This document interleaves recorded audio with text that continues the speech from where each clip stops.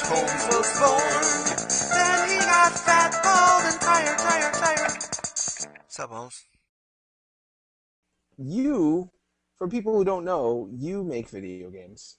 You are working on a video game that was talked about in the same breath as a game by the creator of Katamari Damacy, as the creator of Adventure Time. Um, when the LA Game Space was promoting itself, they touted one of your games in the same way that they touted games by these illustrious industry titans. How did that feel? That must have been weird.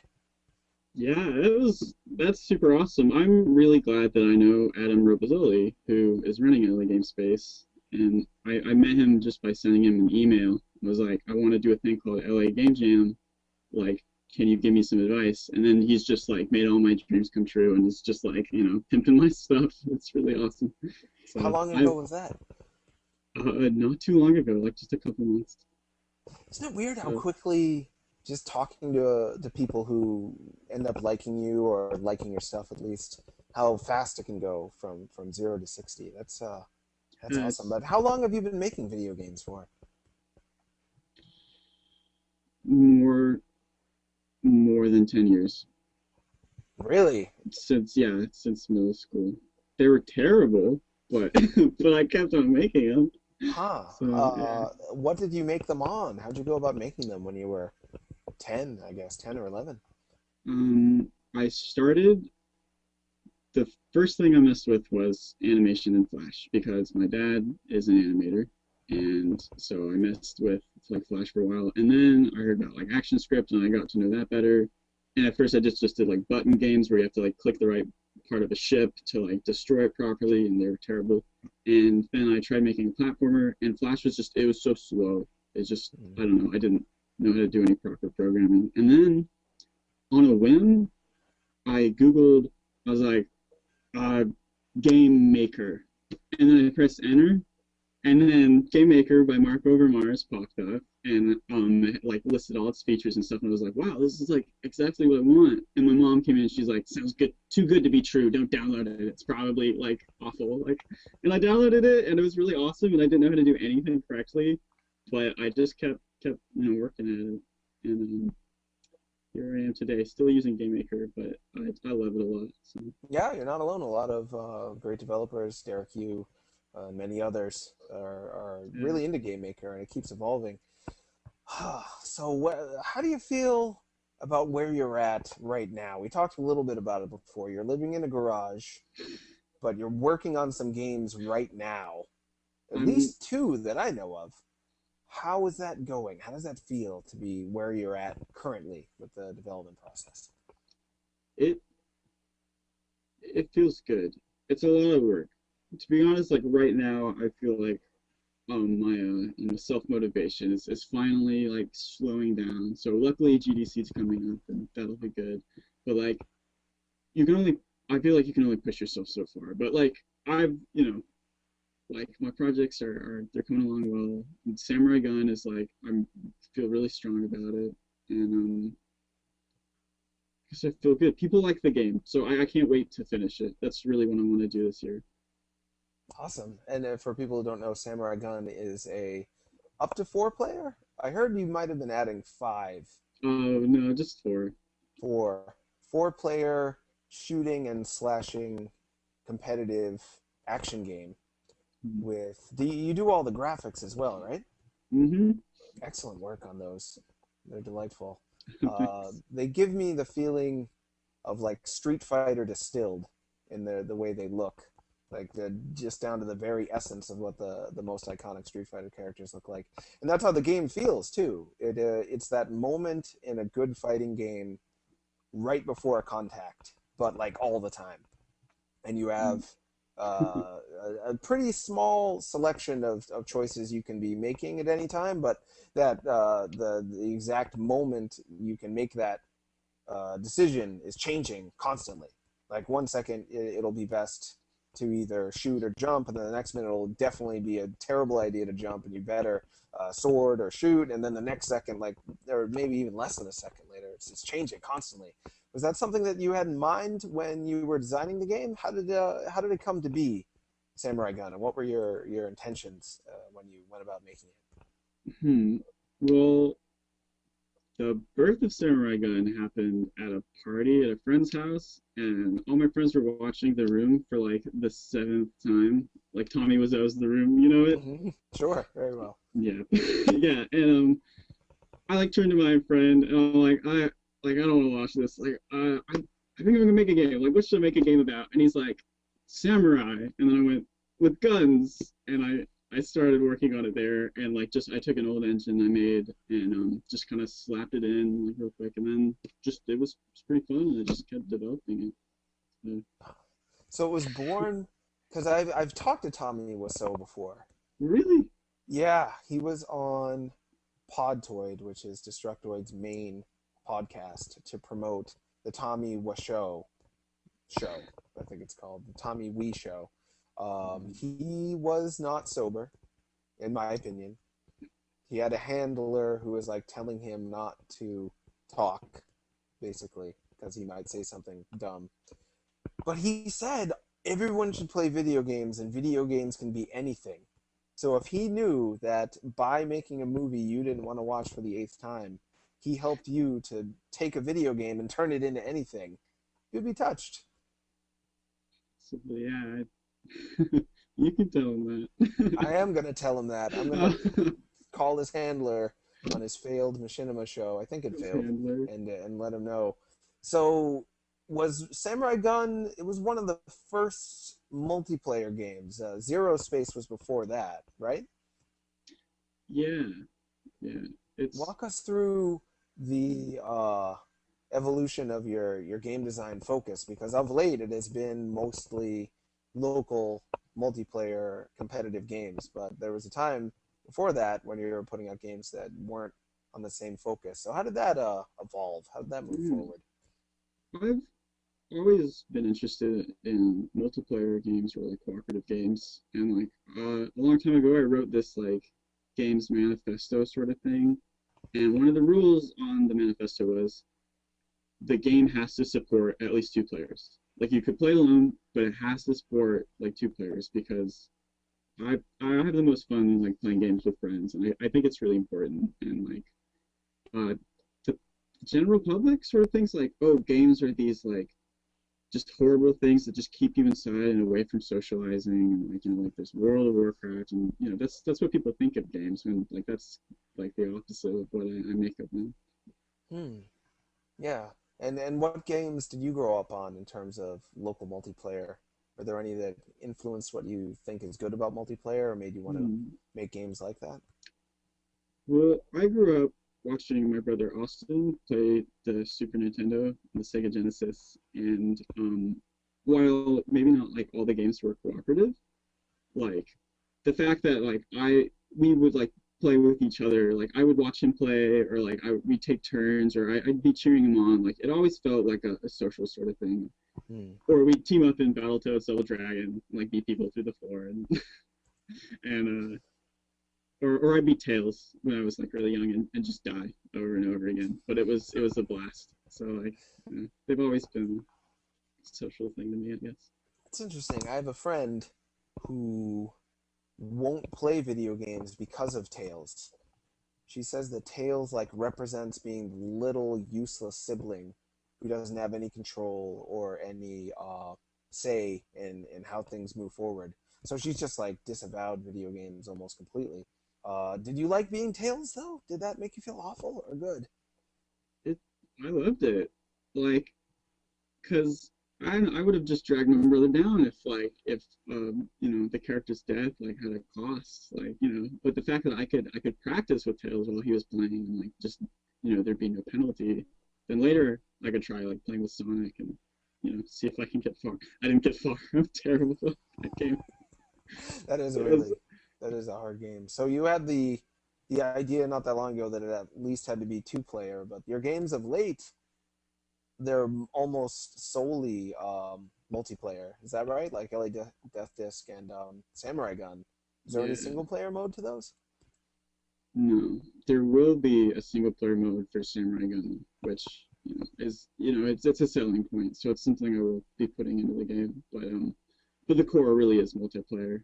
And I think after making my game Action Fist, which was like a full length kind of like platform shooter game, kind of inspired by Gunstar Heroes, and that's also two-player co-op though. But like making a single-player experience takes so much time, especially when you're just one person.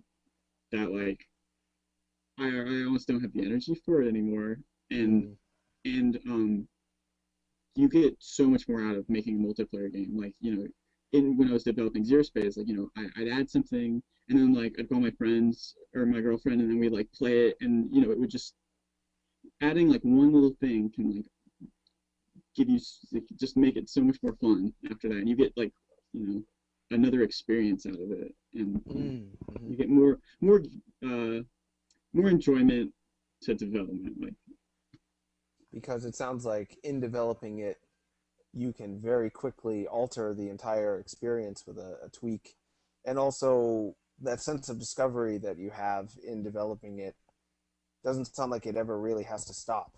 It sounds like it's pretty constant when you're constantly fine tuning a multiplayer game.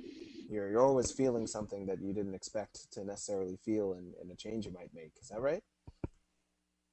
Yeah, it's more like a team effort. Like you're exploring the game together, and like test it. You discuss. You get to bounce ideas off someone. And be like, oh, why wasn't this fun? Or like, what did you think about this part? And then like you edit it and play it again, and then be like, oh, now it's more of a discussion instead of just being like stuck alone and just kind of wondering like why it's not working or not knowing it's not working at all.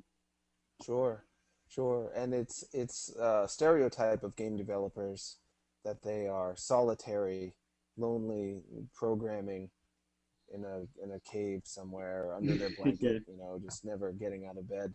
But it sounds like your approach to development and video games in general has always been to make it a part of a discussion with someone else. Is that am I getting that right? I would like it to be more of that. I get more out of that. Wherein like it pretty much was kind of like a solitary experience, and you're working really hard, and then you go and you're like socializing, and you don't really know what to say because like you've just been thinking about your game the whole time. You're just like, I don't know. It shouldn't be that. Like it doesn't have to be that. It can be fun. And if you're not having fun while developing a game, the product will suffer. Yeah, it'll show. Do you find it hard to stop talking about the stuff you're working on and thinking about all the time, or is it relatively easy for you to segue into just talking about normal 21-year-old male subjects like Chris Brown? Is he a guy? Is that who everyone's talking about? Cisco? People talking about the thong song right now? No, sorry, I don't know. But okay. I do know what Germany is. You know about Germany? I know about Germany. That is a thing to talk about. Some popular singers. Is Germany popular right now? Is that what's hot with the kids? No, I was referencing Justin Bieber didn't know what Germany was. Oh, really? I didn't want anyone to like me to Justin Bieber. That is much more than I sort of know who Justin Bieber is. I have a friend who has a niece who comes up to me sometimes and goes, baby, baby, baby, oh, get poopy, poopy, poopy, oh, and then laughs. And I'm like, what's that? And you're just like staring at her like, okay, all right. Yeah, it's she's having fun, so therefore I like Justin Bieber because he caused a girl to sing about poops and enjoy it. But yeah, like I was saying, are you mostly friends with game developers or people who are interested in games? So you're talking about games all the time, or do you find it's easy enough to have or are you even interested in having a normal social life as a 21-year-old out there on the streets, getting to know people?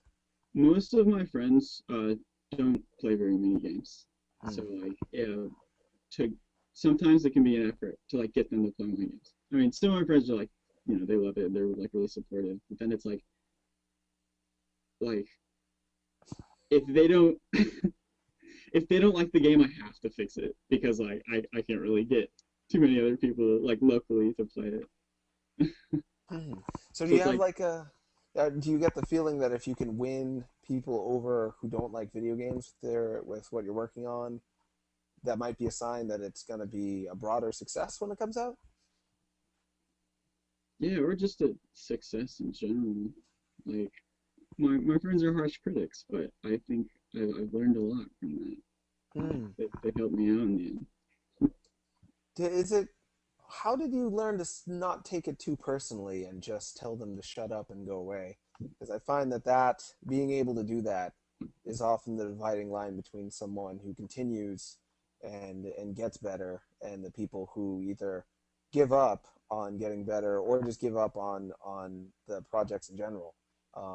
At worst, they just keep making the same stuff that's not that good, ignoring all of the criticism, or they just stop entirely. So have you always had a thicker skin when it came to that sort of thing, or do you even think you have a thick skin? Are you sensitive? I I hope I have a thick skin when it comes to critique. I've learned a lot about critique. I mean, before, it'd hurt, or and it'd be like, oh, like I don't know what's wrong with her, and and they're not game designers, they don't know like how to fix it, but they have, they're the audience, so their comments are valid. Mm. And then later, I was like, oh, well, I'll just like, please everyone, like, oh, what's wrong? Oh, I'll do this, I'll do this. But then like you learn that everyone has like very different tastes, and that sometimes someone will say, oh, this game's too fast, like it's too hard, I can't play it, and then someone will be like, this game is too slow. So Mm. then it goes back to you, and you just have to put it through your own filter and take their comments and be like, oh, well, what do I think of this in the end? You can, you consider it, and then you put it through your own filter, and then you edit it, and then like, and you get better. And I've met too many artists who are like, oh, like, what do you think of my picture? And you're like, oh, like the anatomy is kind of weird, or like, I don't get the shading, like you could have more contrast, whatever comment it is, and then they get offended, and they're like, well, no, it's supposed to be that way. And you're like, well, all right, why are you in art school? Like, just you're perfect, so just go out and sell your work. Like, uh, Yeah, I always want to learn more. Basically, learning is the greatest.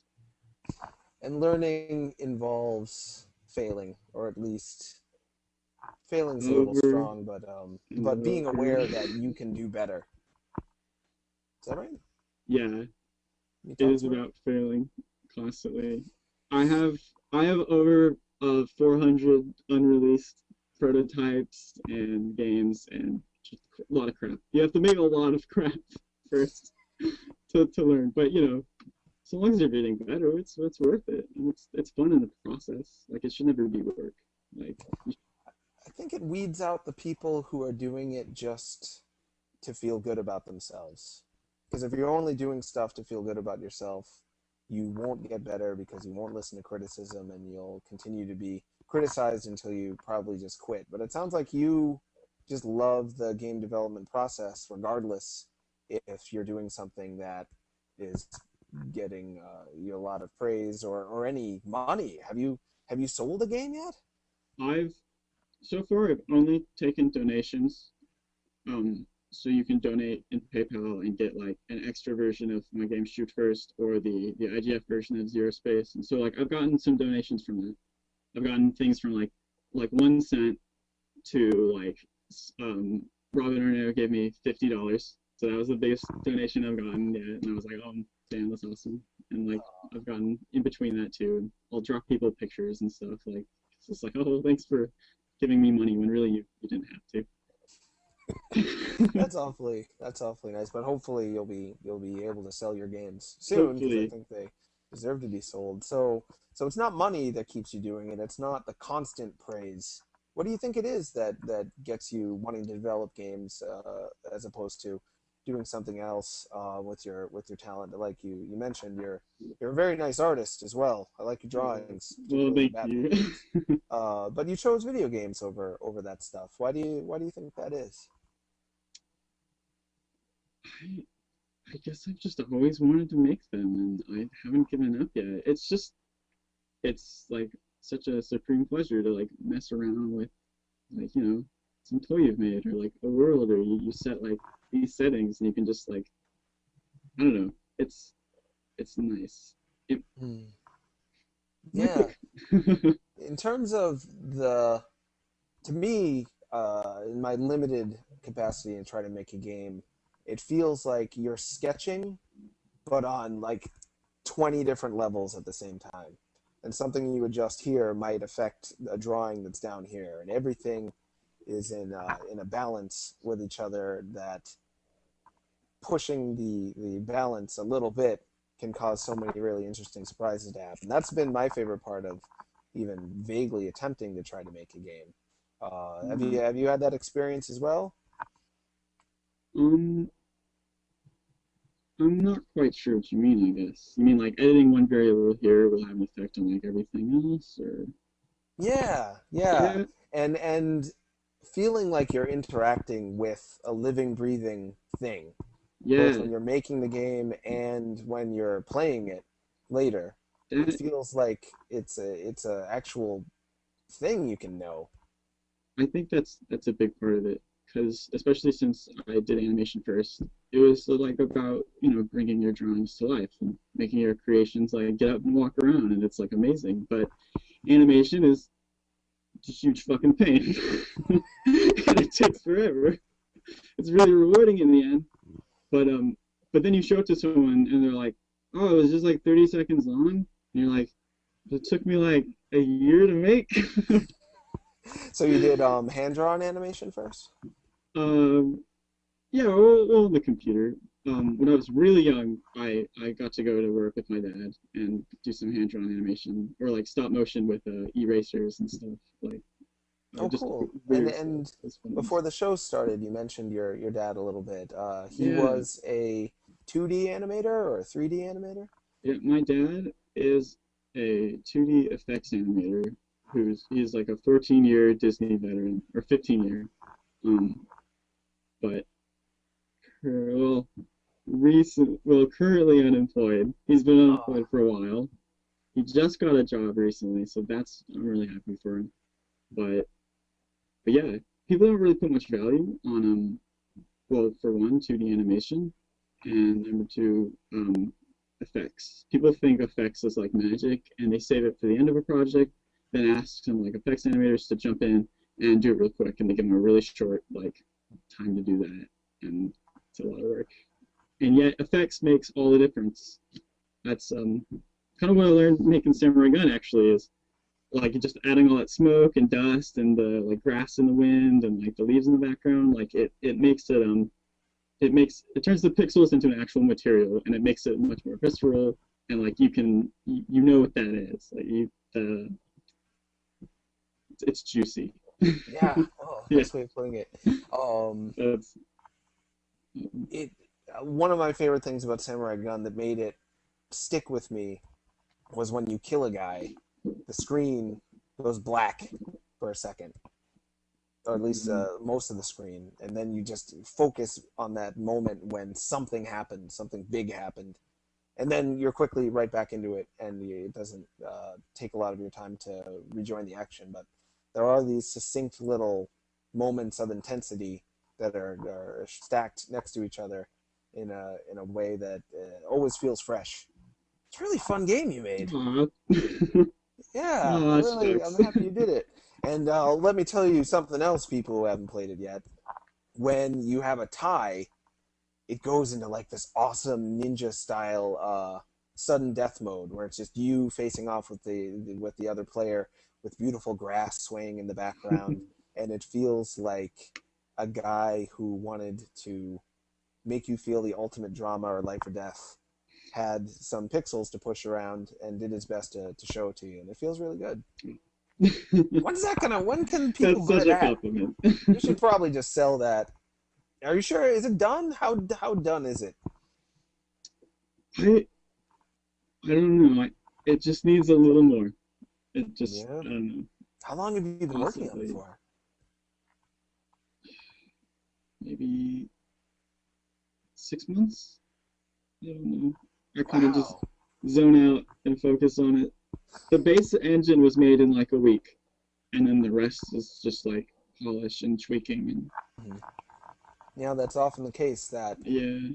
you get the inspiration, you push out the idea, you're happy with what you got, but then when you're really in love with it, you don't want to let it go until it's really perfect, and that can cause some people's brains to really go in circles, and they never finish a thing because they're still seeking that feeling they had when they first gave birth to it, and they never have that feeling again. But it sounds like you've almost got that feeling to really say it's done and it's as good as it can be. Is that right? I do, yeah. I think the big part of it is I would like to do a console release because it makes all the difference having joysticks. And for like the PC audience, not a lot of people like have that or are willing to like take the time to plug it in and configure it. And I think that really makes the game strong. So Are you talking to people about a console release? I've been talking to Roger Hicks, who is the drummer for Disaster Piece. Oh, cool. And he makes his own wonderful music. He's doing a 90s rap soundtrack for LA Death Test. He's like a badass programmer and hacker, and he's helping me.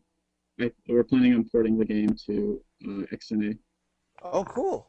Awesome. So hopefully we'll release it on XBLIG. If Microsoft doesn't like nix Xbox indie games for the Xbox 720 or whatever, like. I would hope not. That would be a hope real. not. Yeah. Hopefully, I've heard they've changed a lot over the years, but it's hard to know what direction they're going in currently. Well, that's either way. That's really exciting. And had you announced the single player mode of Samurai Gunn prior to today? I didn't think so. No. Oh, well, thanks. That's hot Well, there it news. is. What can I expect out of the single player mode? A brief but dense experience that changes every time you play it, depending on what choices you make. That's the goal.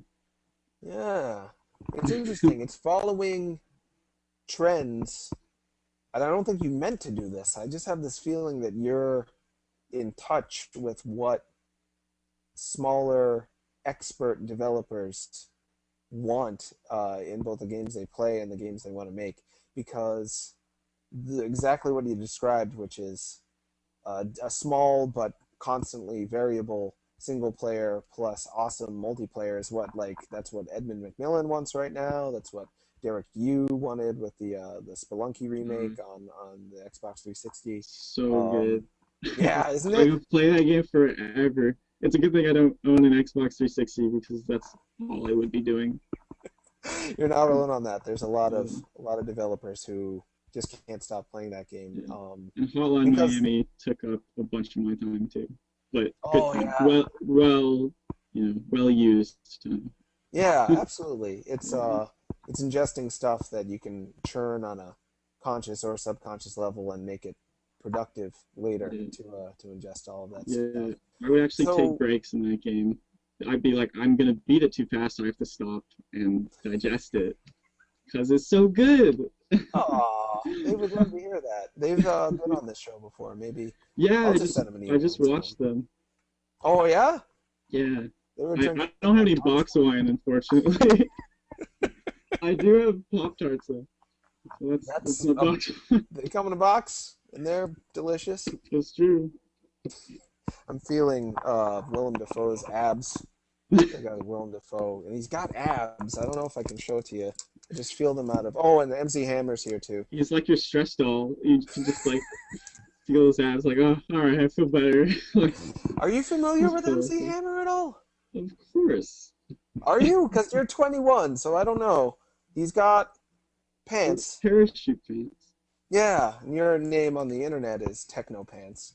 And you're making LA Death Disc, which is a game that seems inspired by, like you mentioned, Disaster Piece doing the soundtrack, but the whole feel of it has like 2 years before going back to Cali.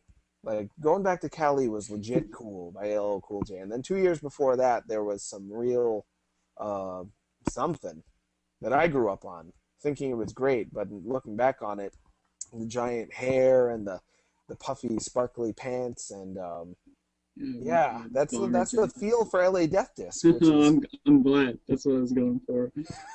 Yeah.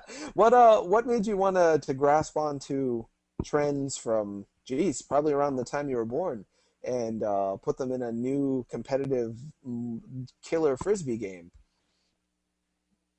God, that's a good point.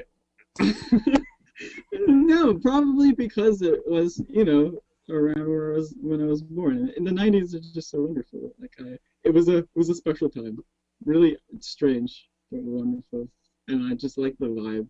I was telling well, Rich Rayland, Disaster Piece, this. I was like, oh man, so like I know what I'm gonna do for LA Game Space. I'm gonna make a game that's a sports game with frisbees set in the future as depicted by the '90s. And he was like, were you high when you made that idea? Like, like what? I was like, no, promise me it'll work. Like, So we'll see. it sounds like you have the capacity to get really excited about an idea regardless of how marketable it's going to get, which is to me one of the hallmarks of someone who has fun making stuff, is I, they can get excited regardless of how successful I think the idea is going to be. yeah, Or did I you guess think it's it like was the going to be? ideas.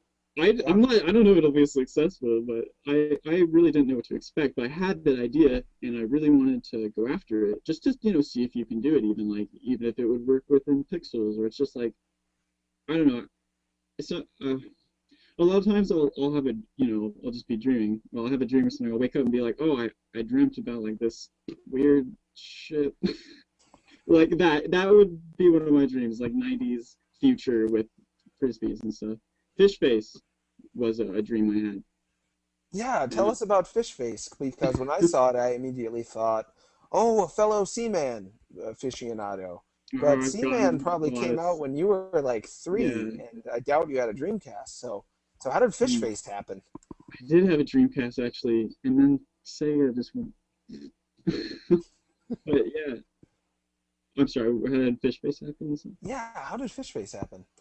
Um,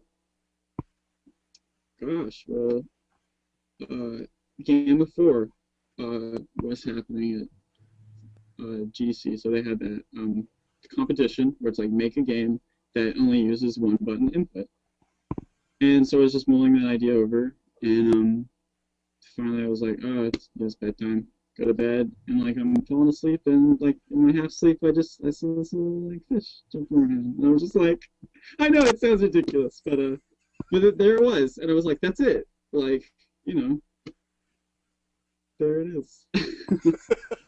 And how long did it take to make it after that? um, Pretty long actually. The first one I made, it was strange. It was like full color, like this sky blue background and these detailed mountains and stuff, and like you know, it just didn't look right. The graphics I had a lot of trouble with, and I was thinking back to like my dream, and I was like, oh, that sounds stupid, but like, well, when you close your eyes, it's like a black background, and I was like, that's what I'm doing wrong, is it should be black and colors on the background like that. Huh, that doesn't sound But yeah, stupid at all. and then No. it worked though, and people are like, oh, this looks like an old like you like Amiga game or something. Hmm. That's what I said. And I was like, oh, I'm glad it worked out. Yeah, I like the style a lot. It's one of my favorite projects. Just, I don't know, Yeah, it's personal favorite. for people who haven't played it, it's available for free on your website, Hmm. technopants.com, .org, Yeah, .com. Technopants with a K.com. It's a And pretty ridiculous name, I can't lie. oh, it's not that by my standards. It's Oh, perfectly ridiculous. Not too much, not too little. And did you do all the art on the site? It's really glowing with yeah, sexy ladies and astronaut ladies. all the art. I'm glad you like it. Yeah, I like it a whole lot. Do people, now that you've been to IGF, you've had things in IGF, you know a lot of game developers. I Are haven't had people, things in IGS. I thought you had, no? Nope. Zero Space Nope. wasn't in? I submitted it to IGF. So I'm Oh, offering the version of the game that I submitted to IGF, which I call the IGF, version. oh, but it wasn't But in? it wasn't in, no. They Ah, they told me they didn't like to configure controls. what? And they didn't get it. And they didn't have people to play with actually. That's weird. Did they configure the controls before they said no? I think someone might have. I didn't actually put like a thing to check, but I'm sure someone played it, but not a lot of people. The I comments don't were know. pretty strange. I've heard more and more people saying that they love IGF. They love that it exists, but the way the people have to weed out both people who submit to IGF and also judge the games, they often only get like 5 or 10 minutes to play the games that are submitted and also to play the games that are judged. So they don't get. It's not accurate, unfortunately. That's I'm hearing Yeah, more and I more of mean that. Did you? Yep. it's not easy to go through that many games, so like I don't have any hard feelings about it because it's so many games are submitted, but yeah, it's still like I don't know. It's like oh well, I had no one to play with. Well, it's like oh well, you need to play with someone else for the game to work. Like otherwise, you're not getting the full experience. But now that Samurai Gun is going to have single player, are you planning on submitting that to IGF I when that's did submit completed? it. It's yeah, I submitted What Samurai Gun. happened? Do you know? No, I don't know yet. Have they been? Have the finalists been revealed? I don't 'Cause think I didn't so. check. No, I. All right. So maybe let's hope. Yeah, that's exciting. Maybe I should get on the IGF. Just be a person who plays things and then decides if they succeed or not. That'd be cool. I would feel much safer knowing that you were going through the games. Oh I'd yeah? feel yeah. Oh, that's nice of you to say. Yeah, I already being on the websites, it's already kind of like that working for Destructoid and other Yeah. places. Yeah, I mean, you have to that's play a lot of games, right? How much time do you put to one game? Oh, if I'm reviewing it, you mean, or just in general? Yeah, Oh yeah, if yeah, you're you got to reviewing beat it. the whole thing. That's for Yeah. sure. Well, that's Uh, good. yeah, it is. Otherwise, you can't rightfully say. I think that in some instances, you can get to the very end, experience the last boss, but if you don't necessarily beat it, depending on the game, you might be able to say whether the game was well made enough or not. But right up to the last boss, you don't know. Um, I would have given Beautiful Joe. I wouldn't have given it a 10 out of 10 because I think that game's amazing if it weren't for the fact that the last boss fights are so great. Have you ever played that game? Yes, What do you think? I love the animation. It's got a lot of style. Games don't Mm. have style anymore. People Hmm. people think realism like is what we should be striving for when really like you have the power to bend realism at your will. That's what people should be doing. Like Hmm. you know, adding their own style to it. And people haven't really experimented much with style yet. That's another reason why I absolutely love Hotline Miami. And Oh not yeah. not just because the style is new and really effective, but because it helps the story Hmm. Hmm. and the It, gameplay. it evokes the feeling that they want the gameplay to Yeah, be balanced by because it feels slick and like candy, but then you're doing revolting things nonstop, and yeah. that juxtaposition I is excellent. I feel like it evokes like you get an adrenaline rush from the graphics and the music and so you are basically like the character who is getting the adrenaline rush from what he's doing. Yeah, yeah, yeah, yeah. That's a perfect observation. I feel like things are slowly getting a little bit better with style. I feel like there was an obsession with proving that video games can be realistic and be like Yeah, other forms of media, but lately, especially probably the highest profile releases, Walking Dead and Journey, both of them were pretty stylistic. Journey's Journey more. beautiful. Yeah, Yeah, yeah. And people are learning to think that that's what they should like. Because that's good. sadly, you know what's sad? What So many people just think, well, what am I supposed to like? What's going to make me feel what you good like? about myself if You I like what say you like. they don't think that? I've They heard think, I've heard a lot of people go like, okay, like, we've got to change this game to like, look at what the people like, study the successful games, and then like do that because that's what people want. And to me, I'm like, people don't know what they want. mm-hmm, People just want what you make. Like you choose what they want. Like just make hmm. something good, and then people will want it. Like, come on. It's Don't you feel the same way? it's weird. You're talking about stuff that's exactly. It's I'm reading this book and they're talking about the exact same thing, where people they studied people going on speed dating, and they go into the speed dating thinking, well, if it's a woman, they're saying, well, I want a handsome, serious man who makes a lot of money but maybe doesn't have such a sense of humor and he isn't all that playful. Then they'll talk to like three funny but sort of goofy looking guys and then walk out of the dating scenario. And they'll ask, well, what's your taste in guys? And they say, it's funny. I really like funny, kind of goofy looking guys. Like what they think they like is determined just by what they happened to experience that day. There's so many different things that can cause people to skew their opinion of themselves and what they like, because they try to answer the question to themselves, what do I like? And the answer is you don't always really know until you just get out and are experiencing it in the moment. Yeah, just experience as much as you can, and then you'll end up liking something, right? I think the key is to not judge something before you've even tried it. To just, even like, oh, people hate on AAA games a lot, and it's like, well, people still had to make it. It's not like a machine spat it out. These are people like with their own ideas and stuff. Maybe a lot of people, and maybe like designed by committee, but there's work in it.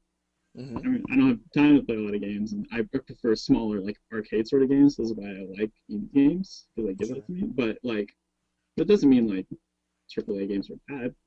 No, it depends on the game. You can't know, and the fact that people think they do know is getting them in trouble, I think.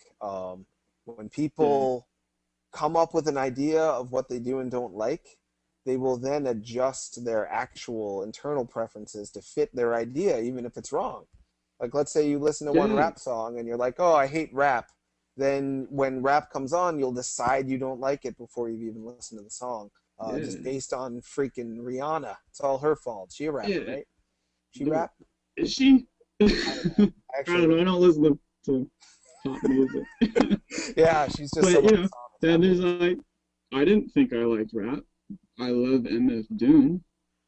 I love MF Doom too. I love Jay Dilla. Well, he's not a rapper, but his instrumentals are amazing. Like, I'm not familiar with Jay Dilla. I will look him up. Yeah. The Donuts, so good.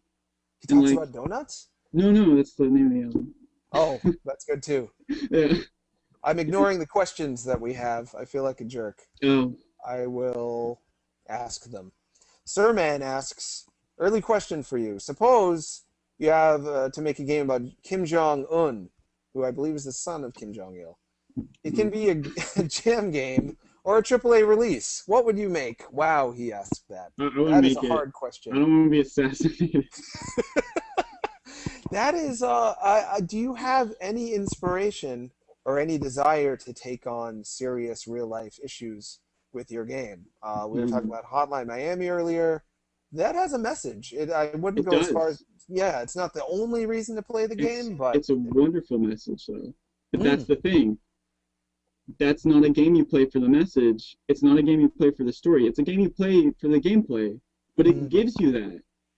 Like, you get something from it. People think they should make games for the story. Like, people have, like, Hollywood envy, or people are like... I don't know, anyone who plays the game for the story, it's like, why? Read a book. They're great at telling stories. Books are wonderful ways to tell a story, or a movie even, and you get imagery through that. But like games, they're not a good medium to tell a story.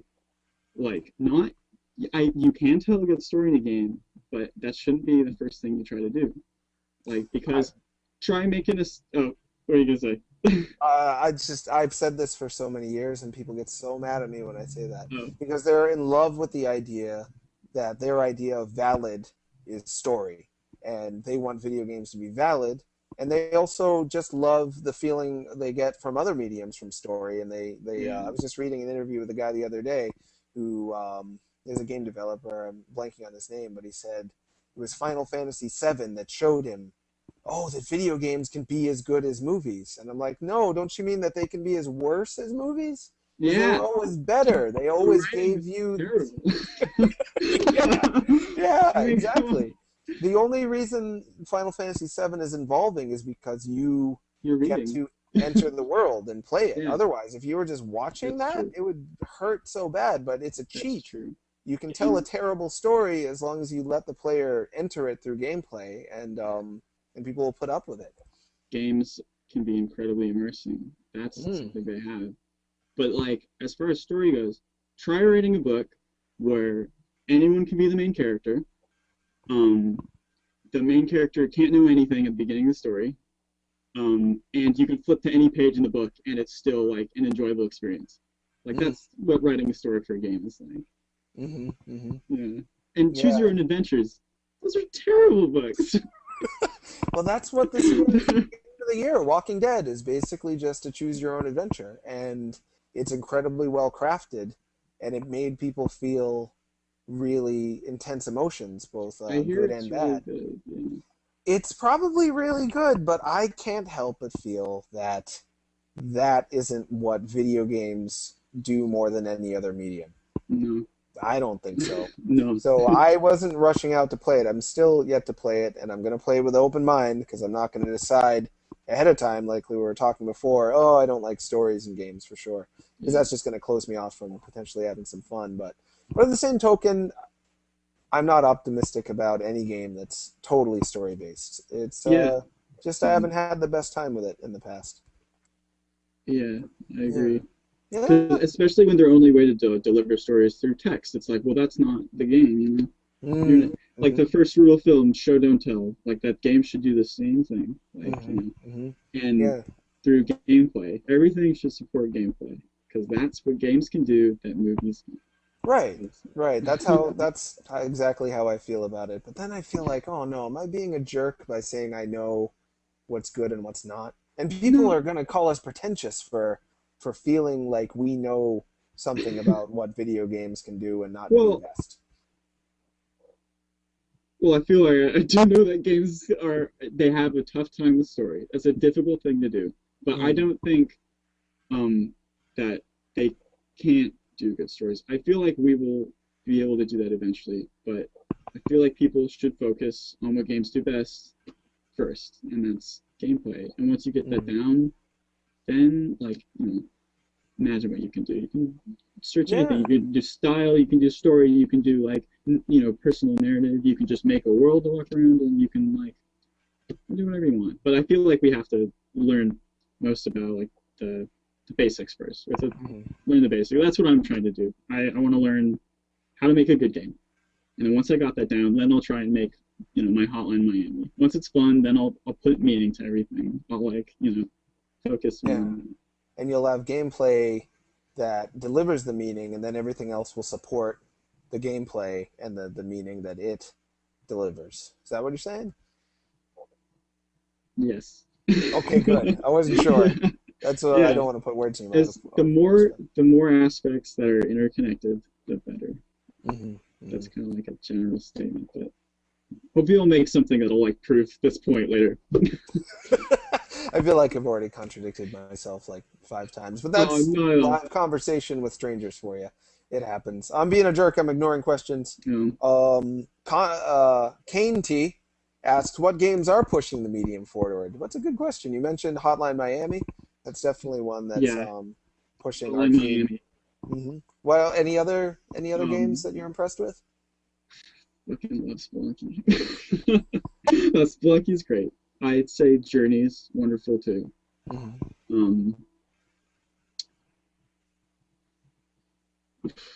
God. Ghosts and Goblins? Oh, yeah, that game's awesome. I beat that game in the hardest setting. It just gives you a picture. My brother and I, like, toiled through that game. We'd be, like, on medium, and it was like, try again on hard. And we're like, well, why not? And then we beat it. What did we expect? I don't know. But games that are pushing the medium forward. There are some. Fez? What do you think of that? I haven't had a chance to play Fez, actually. I don't have any, like, up-to-date consoles. And I don't have too much time to play, like, many they need to just make the one console that you can buy. PC is as close as we have, so you don't have to be rich. Yeah, I've been mostly a PC gamer. Because to me, it's like, well, it's just another computer, and it's like, why can't I just have a good computer to play games on that? But I don't know. That's a really good question. I wish I had more answers. But I'm sure you will soon. You named some good ones. I just wanted to make sure you had the opportunity to answer it as long as you wanted to. David North, who's hard at work animating a new episode of Teenage Pokemon about a war turtle. Have you ever played Pokemon before? yeah, Yeah, well, I was checking. yeah. Um, Game Boy. he's Pocket. animating a.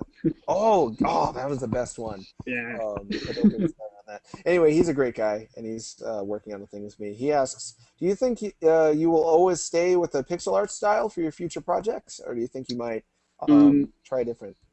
I would like to try different styles. Mostly the reason I use pixel art now is because it's kind of the quickest to do, and GameMaker kind of has some issues with like higher res art, and it just takes a lot of time to do and to make or to look cohesive. When you have like pixel art together, like tiles and stuff, like everything tiles seamlessly, because it's almost like looking at a VHS or something. Like you've got enough like filter that you it leaves room for the imagination. And I like that. I think that's a really important thing that games can do, because whatever you're imagining is going to be better than what they show you. Like, so if you get a super detailed, like to me, I see like a super detailed 3D model of like, like someone from Assassin's Creed or whatever, and it's like, well, that's who that is. I can't put my own impression on that because they've detailed the leather that he's wearing, like, so I have no room to be creative. And what I love about old games, you see like this green blob and a blue blob, and they're like attacking or whatever, and you don't really know what it is, but you get to put your own opinions on it. You're like, oh, this is like the Red Warrior, or this is something else. So that's what I loved about watching the final in or the for Fantastic Arcade. They had a competition playing Samurai Gunn, and people will just like name the characters. Like, I didn't say what the characters are, but they'll be like, oh, White Wolf, or like Blue Ninja, and they'll just give them names, or like Master Splinter. So you give them the spark, but just like how it sounds like when you have conversations with people about games, you throw the idea out there, but what they add to it means a lot to you, and you'll integrate that in your design. Likewise, when people are just playing your game, you leave the space open for them to join in the development in a way and decide what the characters are named, at least for that moment.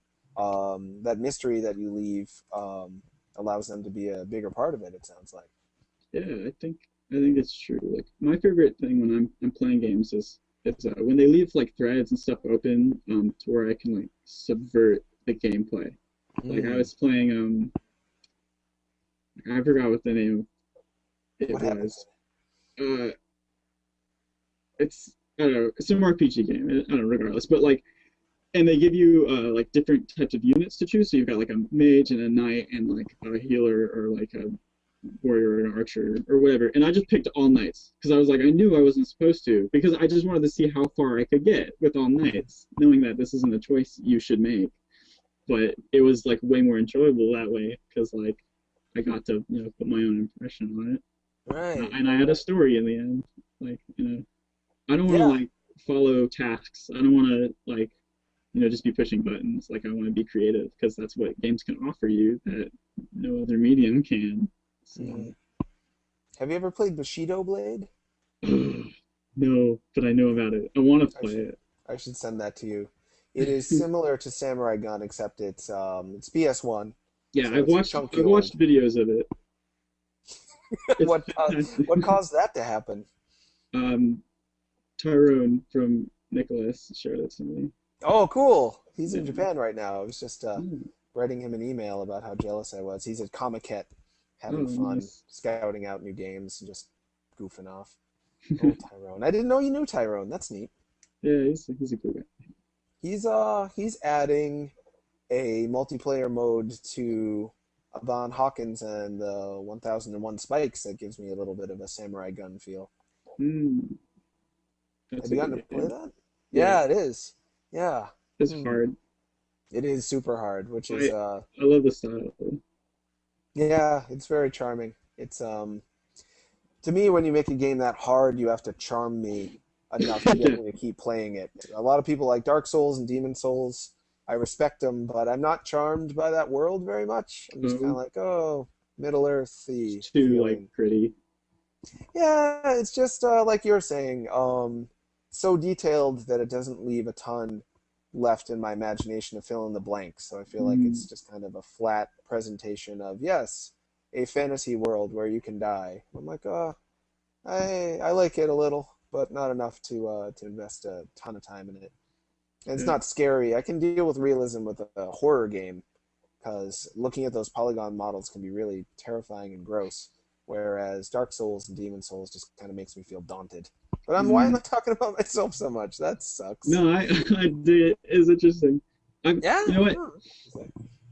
One thing, yeah, about charming the player is Mm-hmm. I've been playing Rayman recently, for the Nintendo 64, Oh, really? and what I love about that game is how funny it is. Like, Mm. it's hilarious, and they like every time they can like do something funny, like they do, and it's like really charming. And I think games games are great deliverers of humor. I think they, Mm. I think games are allowed to be funny more than like any other medium. You can Huh. get humor across really well in the game. Why would what do you think it is about video games that make it a better vessel for comedy? I think there's more of like a conversation with the player and the medium. So you feel like they're like, I'm trying to make you laugh, and you're like, oh, like that's great. I don't know, more of an interaction maybe.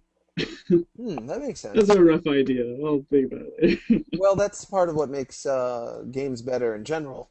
My cat is attacking my foot right now. Hopefully that won't interfere with the show too much. Am I still plugged into the internet? Am I still here? Awesome. Um, for me, I've seen a lot of comedy games come and go, and Monkey Island succeeded, but so many others failed. Like, I don't know if you played much Legend of Zelda. There's a character named Tingle, supposed to provide some comic Yeah, relief, some surrealness, and also a little bit of making fun of people who are obsessed with fantasy worlds because he wants to be a fairy and all he does is draw maps. He's basically like a weird video game fan slash game developer. And people freaking hate Tingle. They I hate love him. Tingle. You love Tingle too? Tingle's wonderful. Why? Ah, I'm old, as you might know. I'm 36. And I'm often made to feel that my tastes in video games, liking pixel graphics, liking a lot of space for my own imagination to fill in the gaps in a game, these are things that got me into games 20 years ago, 30 years ago when I was 6. But that's not really the trends now because 21-year Mm, olds are supposed to want realism. They're supposed to hate Tingle. They're supposed to want to, be in a historical setting and stabbing a stranger, the game, and I see yeah. Assassin's Creed. I'm like, no, I don't want to I go. I don't want to think about history or stabbing. I want History fun. is cool, but I hate that game. It's not fun. Assassin's Creed? No, because What kind of 21-year-old are you? This is amazing. You're old beyond your years or something, or maybe what do you think it is? Why do you have such different tastes? Because I'm not telling you anything you probably don't already know. You must feel like you have slightly different tastes than your average 21-year-old video game fan. yeah, What do maybe you think because most of my friends don't play games, and well, I grew up with two older brothers. I've always like hung out with older people, so I Hmm. don't know. Maybe Huh. that's it. Maybe I Mm, have good taste. No, I well, don't know.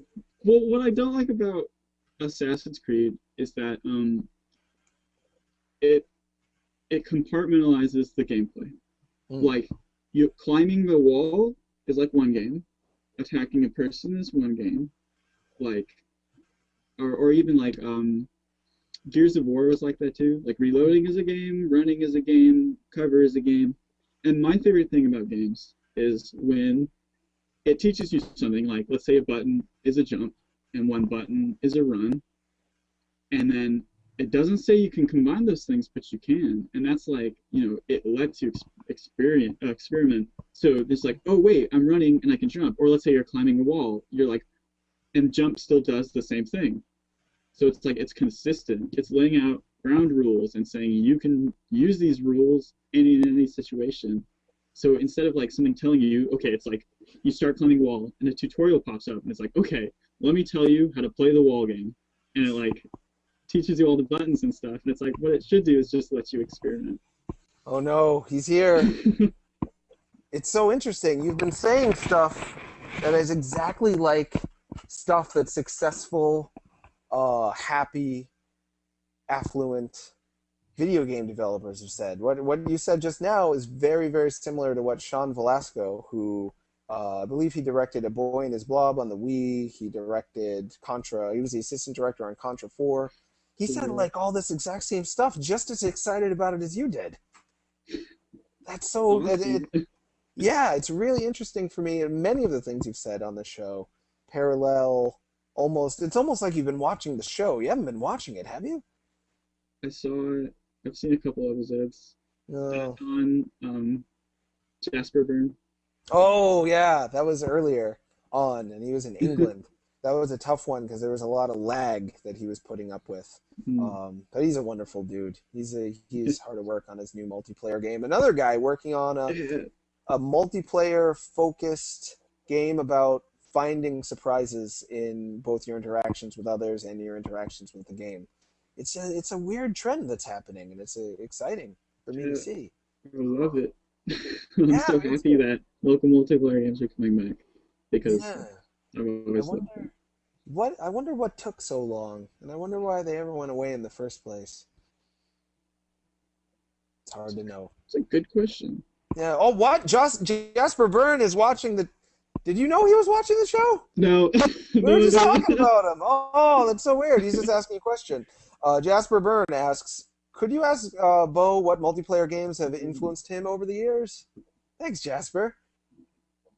Isn't that weird that a guy that makes awesome video games is watching me talk about video games right now?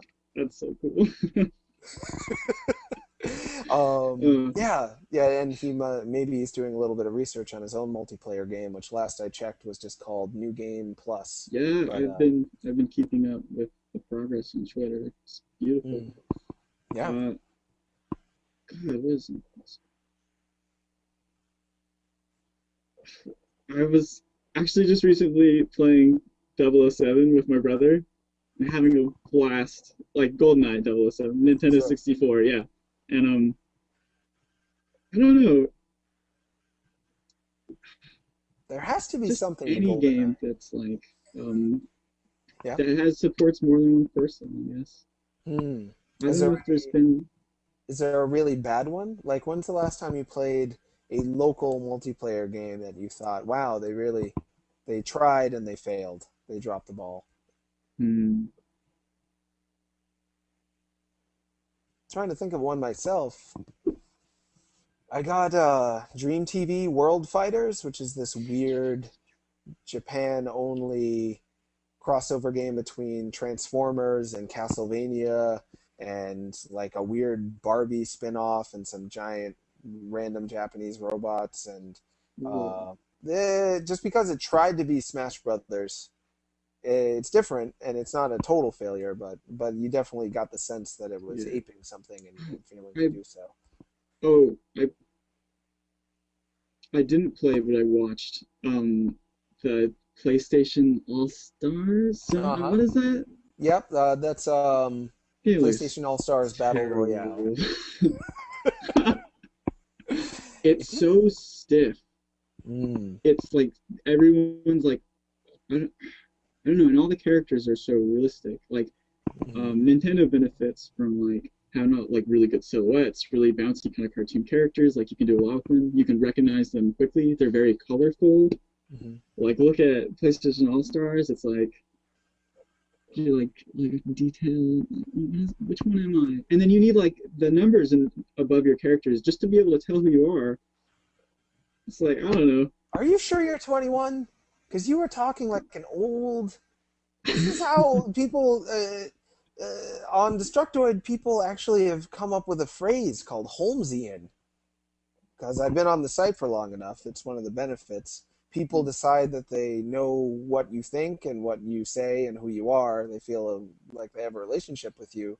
But they also feel like I never like anything with realistic graphics or anything without iconic graphics and blah, blah, blah. And they say it's because I'm one of the oldest guys for the site, writing for the site. And you 21, and you think like exactly like I do.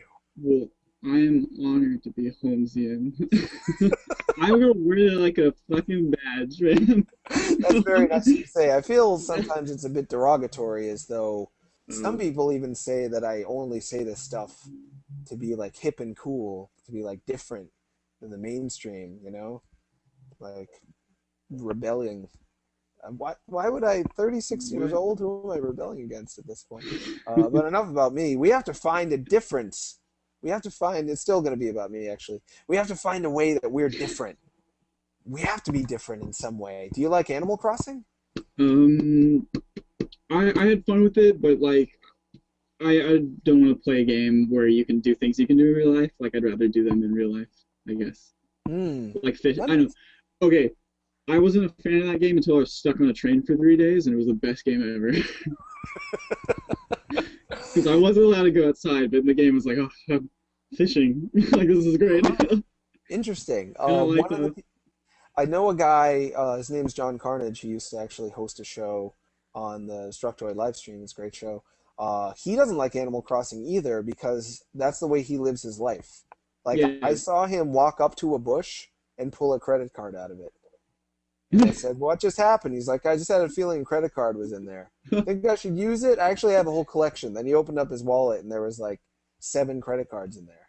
I'm like, huh? He's like, yeah, that's just how I roll. I'm like, do you like Animal Crossing? He's like, no, this shit's boring. It's every day for me. Yeah. Me, yeah. That's funny. Yeah, he's an interesting dude. Well, So sounds you like he do lives like a games, magical and life. I'm sorry, say that again? It sounds like he lives a magical life. He does. But he loves Heavy Rain, which came as a shock to me. Absolutely loves it. Because he doesn't kill people or have just like a slimy, wet, sad time in life. He's always having fun. So maybe he likes sorrow to switch it up in his games. I'm not. I I'd play Heavy Rain. I haven't though, and this is that Heavy Rain would be a game where it's like like I don't need to play it, but I would. But it's like to me, it's like well, it's gonna be like a choose your own adventure book. It's Except even worse than that it's because even you know how you were talking earlier about how you don't like it when the ground rules are constantly changed. Like 1 minute A button is jump, and the next yeah. minute it's push a block. That's all that game is. It's like right now, the right stick gives you your inhaler because you have asthma, and oh Um, wait, now 2 seconds later, now it's shaving. Up now it's playing basketball. Up now it's making an egg. Up now it's crying in your oatmeal because your son's dead. It's like every second that suddenly it's like they didn't um, care at all about giving you. And I guess maybe that was the meaning, was that life is constantly switching it up on you and you're screwed. Maybe I it was all guess, intentional. but I'd rather play WarioWare I would too. because at least it's like this is the game. You're supposed to like quickly figure out how to beat it. Like that's the game. It's not like push the red button. Oh, okay. Now push the green one. All right. Do you go left or right? Right. You're dead. Like it's like that's not fun. That's terrible. It's something I got to wrap my head around because I know I'm missing something. There can't be this many popular games that are designed just as you described, and have them not have any worth. They have to be popular for a reason. I just need to figure out what people like about things I don't like. It's part of the reason I stick around on Destructoid is I'm constantly interested in hearing from people about what they like, and the more different for me, the better, because I'd Yeah, love to like everything. it It'd be is great. interesting. You want to Yeah, like everything. right.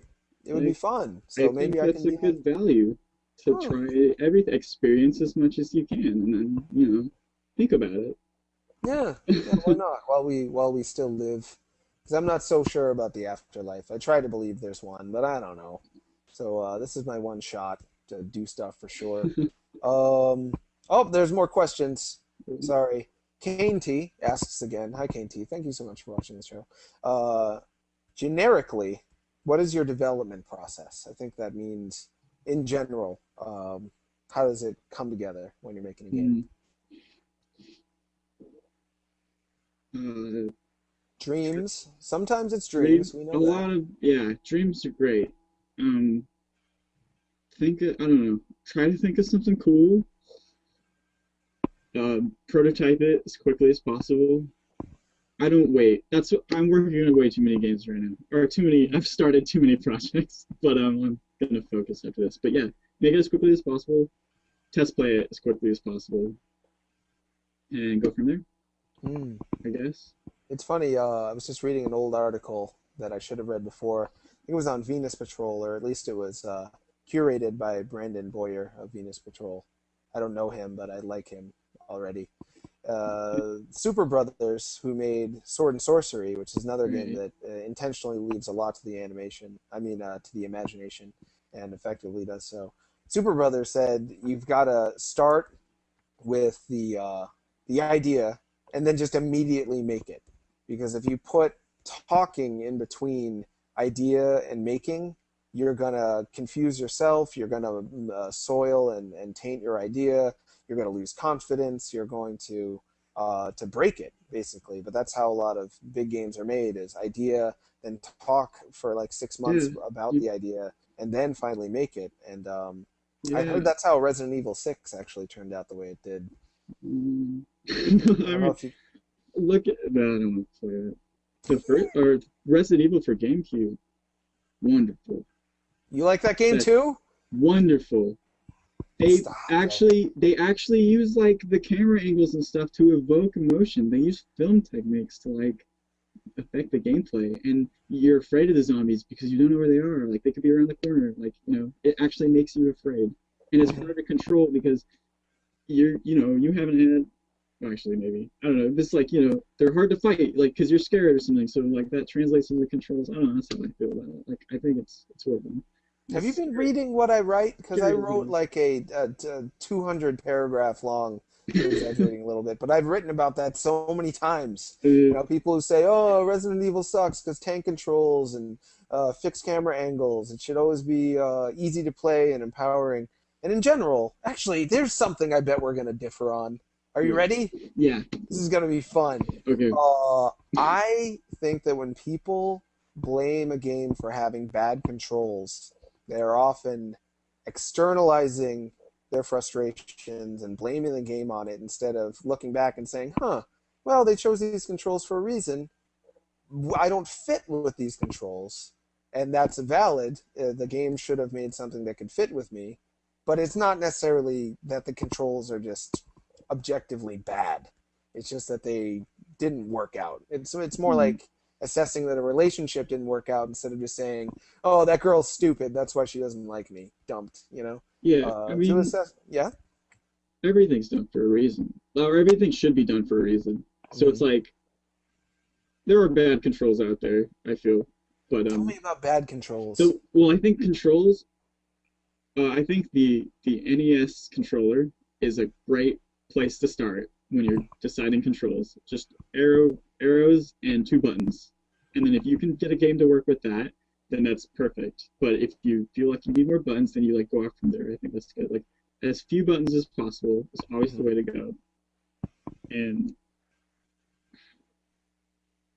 that way I don't have anything. That's okay. I just didn't want to cut you off. So a lot of people like can't use the dual stick thing. Like it's too hard. Absolutely, but then there are other people who would say, "Oh, 2-button controls, that sucks. That's too limiting. Those are technically bad controls. I need 2 sticks, 2 buttons here, a pad here, and 4 buttons here." And they love that. They swear by it, and unless you offer that, they reject it out of hand. So long as it fits the game, then it's fine. Like if it was tailored for that game, it's good. But like just because something has less buttons doesn't mean it's bad. Like it depends on how they use it. I mean, I think one of the reasons people who are playing like Samurai Gunn like is because you can play it like on an NES controller. So long as start a shoot, like it's got 3 buttons and you move. That's all, and so it's accessible because. You show like an Xbox controller to someone, they're just scared. They're like, "Oh my God, what is that? Like, I don't know what to know. Never mind." And they don't want to like look like they're bad at the game, so they don't try it. Yeah, and that's just confusing. Oh, and the worst thing is when you see one of those screens that like has the chart with the controller and a bunch of like things coming off of it, and it stays up for 2 seconds. And you're just like, "Nah, I don't know what that is." Like, it disappears, and then You have to learn it again. Why even show that? Like, Yeah, that's I've always felt that, but I never had it come to mind that when you see that chart, it's literally like being like, "Do you want to know how to get through New York City? Here's a map," and then gone. yeah, It's like, "What? What? here's a map. I don't And know the where guy this." showing you the map isn't even like holding it steady. He's like, here, look at this, look. He's like, oh, I gotta catch a taxi. Like, see you, buddy. Hope you don't get lost. Like, Yeah, what were we really supposed to do with that? And then it helps maybe a tiny, tiny bit when you start to play the game, but you have to learn on your own how a yeah, game controls. yeah. It's muscle memory, so much of it, and subconscious. Um, Oh, to add to generically what's my process?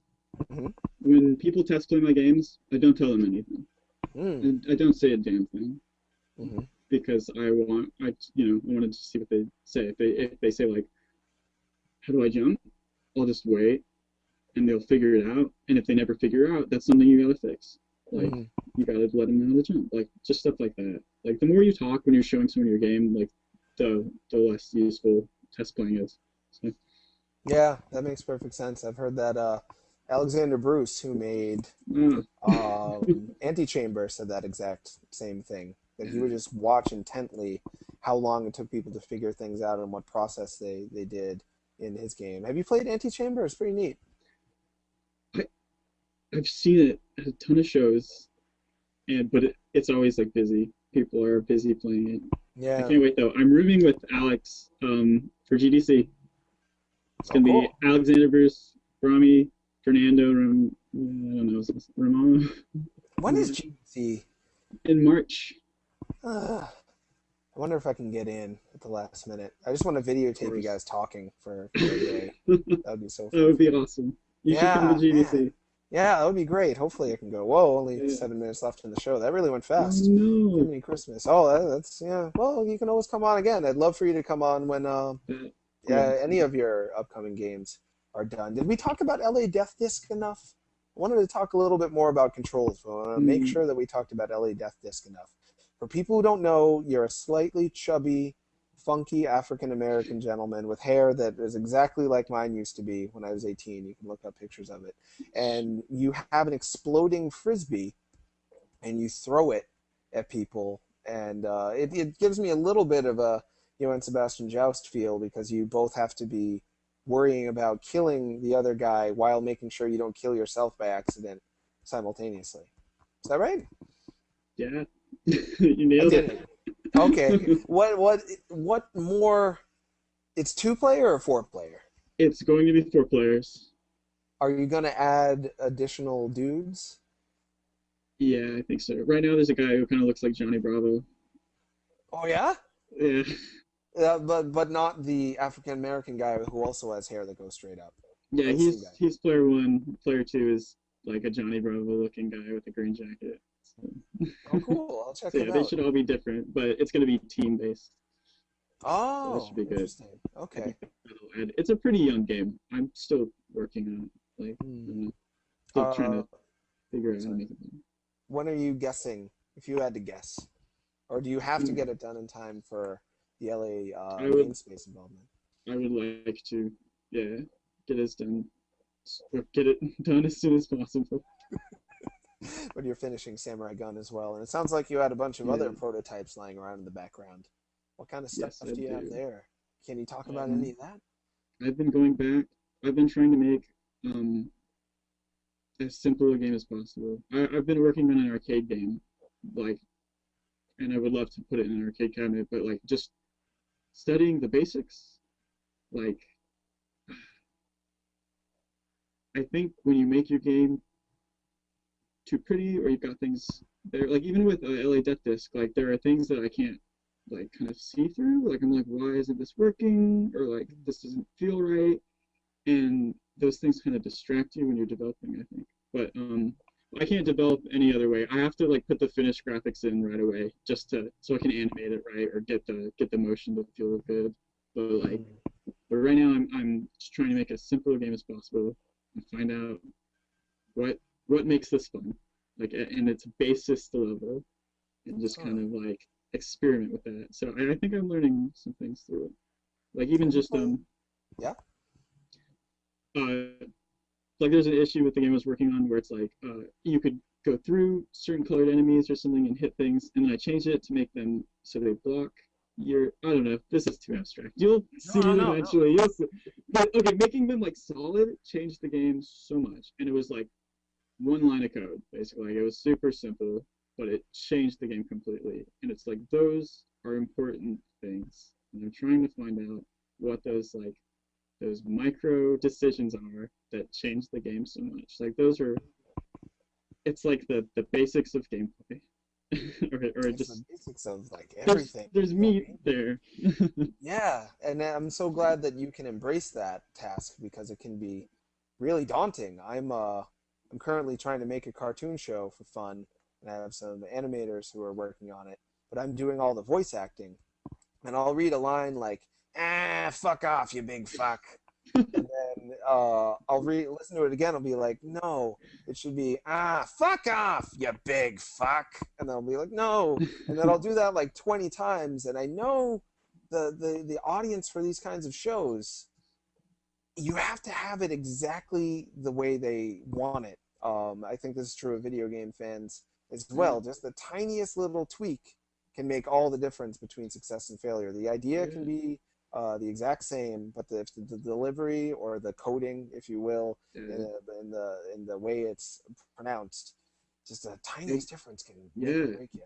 I was gonna say execution is everything. Samurai Gun, okay, for the thing like putting an idea on paper, Samurai Gun looks terrible on paper. What a crappy, like, okay, you're a samurai, you have a gun, you can block bullets with a sword. That is Samurai Gun on paper. That could be made like a billion different ways. So it's like, that's one reason, like, make your ideas immediately. Don't tell anyone about them because it'll be discouraging. I could go to someone and be like, okay, so like you're samurai and you shoot guns and you can block, you shoot guns, you shoot bullets and you can block bullets with your sword. They'd be like, okay, well, and then your enthusiasm will die because you don't know what that is yet. You think it's great, but you haven't made it. So you got to jump right into idea, then make. And make it something you like. You add the nice animations, and I really like your animations, by the way. Oh, thank you. Yeah, they're really, they're clearly made with well, the games I've played anyway. You've got small pixels, so people might immediately think, "Oh, that was easy for him to make," but it's not. In my experience, anyway, the limits that small pixels put on you really force your technique to be good, or else it's gonna be apparent right away. Like a crappy animation with a little character looks so stiff and so poor. And likewise, when it's simple characters, it comes across right away that it's really fluid and good. And that's what you do. Animation makes such a difference. I always saw footage from Lost Planet, and there's this guy like jumping out of a boat into a river, and then the splash just keeps going up and then dissipates, and like it didn't go down. Like I was like bugged so much by that because the water looked so realistic, but it wasn't behaving realistically. That's something we're out of time, but I was going to ask if it haunts you. This happens with food testers all the time. They can't enjoy potato chips anymore because really good food testers, they can rate every aspect of what makes a potato chip what it is, like crispness, saltiness, mouthfeel, explosiveness in mouth, all this stuff. And they can't eat a potato chip without being constantly analyzing it all the time. I feel like this happens to experts a lot. Do you find that happens to you? Is it harder for you to... When I play games? Yeah. Is it harder, like compared to the you now versus the you at like 8? Do you find it's harder for you now to absorb it without analyzing it mid experience? Games I enjoy, I still enjoy. Like if I play the games I played when I was super young, I still love them. Like they're great. But yeah, if a game's bad, I'll analyze it. Like or I think I know why it's bad. Like I have a feeling. Like but games I like, I enjoy. Like I don't even think about what makes them good. I just enjoy them. And then later, like you can think about it. Huh. That's perfect. Yeah, so you get something out of bad games too. They can be like a lesson, as opposed to before it would just suck and it was a waste of time. But now you can get something out of it. It sounds like. that gets it over. I wanted to talk to you more about controls too, and you made such a strong point that if it's hard or if it makes the player feel bad about themselves, then those controls were bad for that player. I wanted to talk more about that, but we can't. Next Yeah. time though. Will you be on again someday?